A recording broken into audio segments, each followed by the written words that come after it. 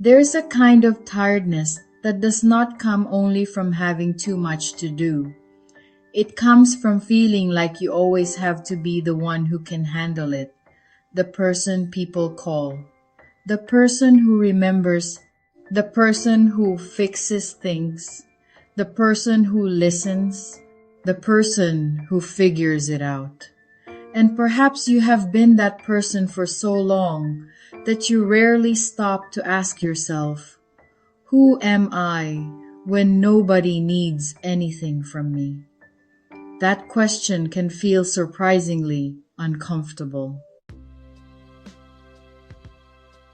When helping becomes proof that you matter, maybe you are the person who rarely says, I need help. But when someone else needs something, you respond immediately. Maybe you feel uncomfortable when someone takes care of you. Maybe sitting still makes you feel guilty. Maybe saying no makes you worry that someone will think differently of you. And maybe when nobody needs anything from you, instead of feeling peaceful, you feel strangely restless. That can happen when usefulness becomes connected to identity. Without realizing it, you begin living by quiet beliefs such as, if I am helping, I matter. If I am needed, I belong. If everyone is okay because of me, then I must be doing something right. But there is a problem with measuring your worth by how much people need you. People's needs never end. There will always be another task, another person, another responsibility, another problem. And if being useful is the only way you know how to feel valuable, you may keep giving long after your heart and body are asking you to stop. This is something worth sitting with. Being needed is not the same as being loved. Someone needing what you provide does not automatically mean they truly see you. And someone no longer needing your help does not mean you have become less important. Real love allows you to exist without constantly performing a function. You should be able to enter a room without immediately asking, what does everyone need from me?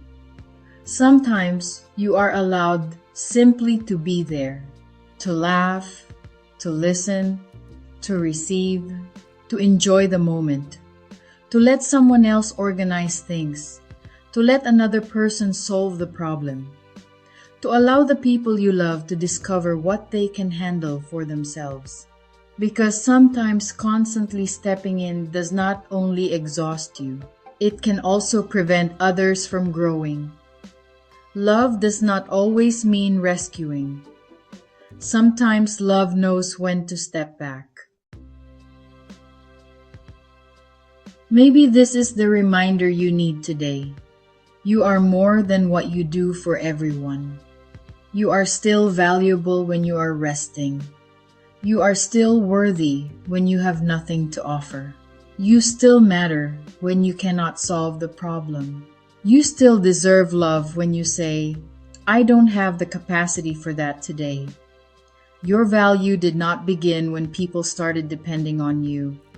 And it does not disappear when you stop carrying everything.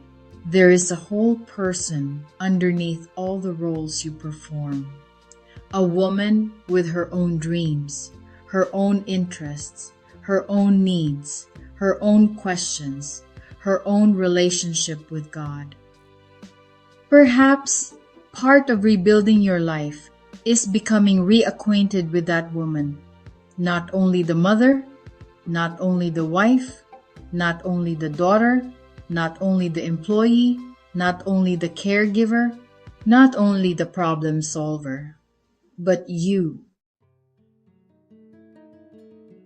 One of the hardest parts of changing this pattern is that other people may notice. When you have always been available, even a small change can feel enormous to someone who is accustomed to you always saying yes. When you stop solving every problem, someone may call you different. When you stop immediately stepping in, someone may become disappointed, and that discomfort can make you question yourself. You may think, maybe I should just do it. It would be easier if I handled it. I don't want them to think I don't care. This is where many of us return to the old pattern, not because stepping back was wrong, but because someone else's discomfort triggered our guilt. You do not have to become cold. You do not have to stop caring. But you can begin asking a healthier question. Is this truly mine to carry? Sometimes the answer will be yes. There are responsibilities that genuinely belong to us, but sometimes the answer will be no. And learning the difference is part of becoming healthier. For some people, receiving is actually harder than giving. Giving allows you to know your role. You are the helper, the strong one, the person with the solution. Receiving is different. Receiving asks you to be vulnerable, to trust someone else, to admit that maybe you need something too. So perhaps your next stage of growth is not about learning how to do more. Maybe it is learning how to receive without immediately trying to repay it. Let someone help you. Let someone listen to you. Let someone encourage you. Let someone carry something for you. Let someone do something kind without immediately asking, "What can I do for you in return?" Sometimes your only response needs to be, "Thank you." Allow yourself to experience what it feels like to be cared for without first proving how useful you are. Roles change. Children grow. Jobs end. Relationships evolve. Responsibilities shift. Seasons close. And when our entire identity has been built around what other people need from us, those changes can leave us asking, "Who am I now?" That is why your identity needs deeper roots. Your worth cannot depend entirely on a role that may someday change. Your life has value because you belong to God. Before anyone needed your help, God already knew you. Before you accomplished anything, your life already had value. Before you became responsible for other people, you were already a whole person. Ephesians 2:10 reminds us that we are God's workmanship, not God's machine, not an endless source of productivity. His workmanship, created with purpose, known, loved, and valuable beyond what we produce. I want you to pause for a moment and think about these questions. You do not have to answer them perfectly. Just notice what comes up. Who are you when nobody needs anything from you? When you are not fixing, helping, organizing, earning, producing, or taking care of someone, who are you?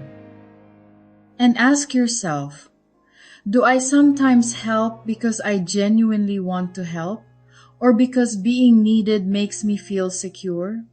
There is no shame in discovering that sometimes it is both. Awareness is not condemnation. Awareness simply gives you the opportunity to choose differently. And one more question. What have I been carrying that another capable person could begin carrying for themselves? That answer may reveal where some of your exhaustion is coming from. I do not want you to completely change your life this week. I want you to try one small experiment. The next time you automatically rush in to solve something, pause just for a few seconds. Before saying yes, ask, is this mine to do?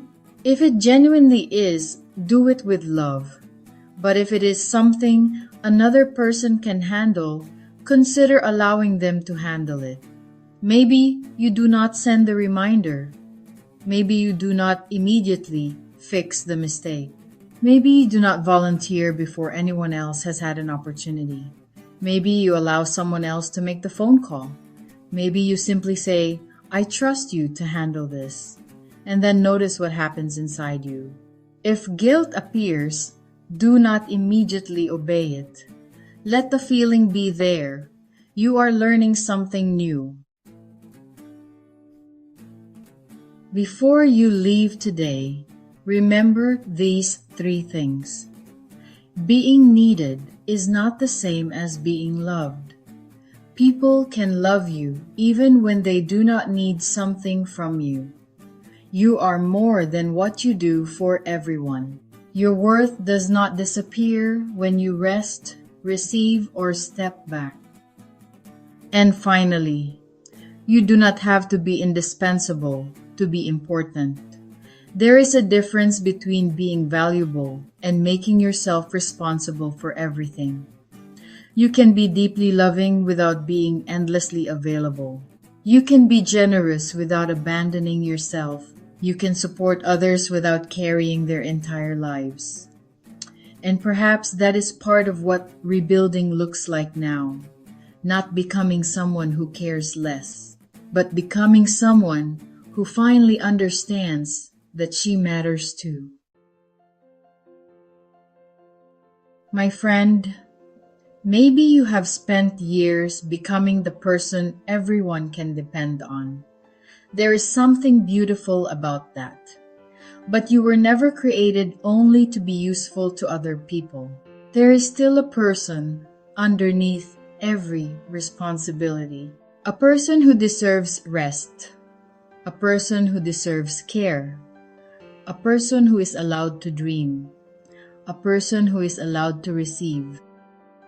And perhaps the next chapter of your life is not asking, how can I become even more useful? Maybe it is asking, who am I becoming when I finally make room for myself too? I would genuinely love to hear your answer. In the comments, tell me, who are you when nobody needs anything from you? Maybe you already know. Maybe you are still discovering her. Either answer is okay. And if you are rebuilding yourself after a difficult season, subscribe to Dream Life Diaries. This is where we learn to rebuild with faith, courage, and intention, one step at a time. And take this with you. You were never created only to be useful to everyone else. You were also created to live the life God gave to you.